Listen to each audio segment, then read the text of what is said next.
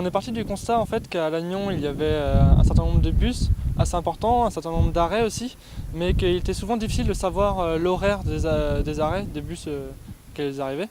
Et il était assez difficile aussi de savoir l'exactitude de la position des arrêts. Nous sommes parvenus à la solution de créer une application mobile, parce qu'à l'heure actuelle tout le monde a un mobile sur soi. Et du coup, avec ce mobile, nous pouvons en fait nous localiser, savoir les arrêts les plus proches de nous et savoir exactement à quelle heure ils sont et si on peut amener le vélo. Parce que c'est vrai que Lannion a la particularité de pouvoir prendre le vélo dans certains bus.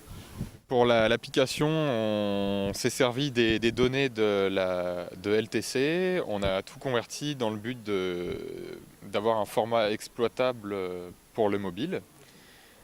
Et donc on a créé un système de notification par SMS qui permet à n'importe qui de s'abonner à un bus. Ainsi, on peut recevoir des notifications par SMS, par exemple 10 minutes avant le passage d'un bus. Je pense que ouais, il y a de l'avenir pour cette application. Elle peut aussi être utilisée pour un grand nombre de villes.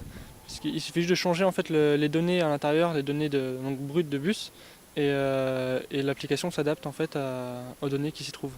C'est génial de se dire qu'il y a des amis à nous qui vont servir au quotidien de notre application.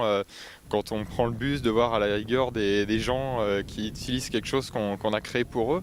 Donc c'est génial. Lannion Bus, c'est pas terminé. On va également faire une version Android native. Et pour les utilisateurs iPhone, on va également leur proposer prochainement une version pour iPhone. C'était une bonne expérience pour vous alors? Ah, on y a pris goût, ouais.